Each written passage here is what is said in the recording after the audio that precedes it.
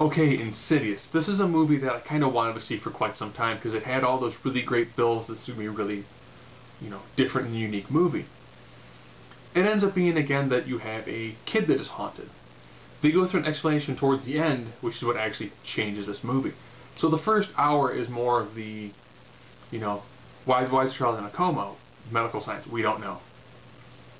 And then the occasional weird things happening around the house. Like doors opening and rocking horses going off in different rooms. So that kind of felt kind of stock. It didn't really feel like it was going anyplace different and new. When it hits the twist with like a half hour to go, that's also new. It changes to into the moment where I'm thinking, they shift into they shift more into a different level of existence, I'll say. And when they do that, everything is muted. Not muted like sound-wise, muted from a visual standpoint.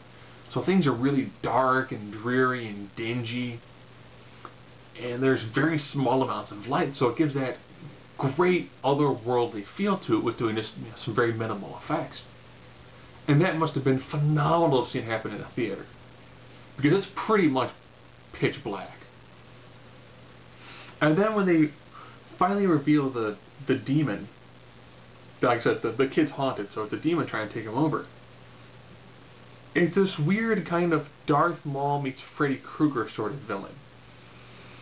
Unique looking and, fairly intimidating for the bits and pieces you see of him. And that's pretty decent. Like I said, the first hour, kind of stock, nothing to really write home about. But the last half an hour, where the whole movie changes tone all of a sudden. And it goes from being, kind of the psychological, supernatural, into just a straight supernatural movie with more thriller aspects. That's when it really takes on a whole new life of its own. So ironically, the first hour of Insidious, not that great.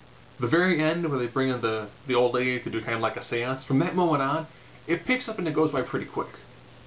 So all in all, I'll say it's a pretty solid movie. First hour, you got good acting, you got a good script. It just didn't feel like it was really anything new. But that last half an hour really seems to do a good job in wrapping this movie up and making you feel different and unique.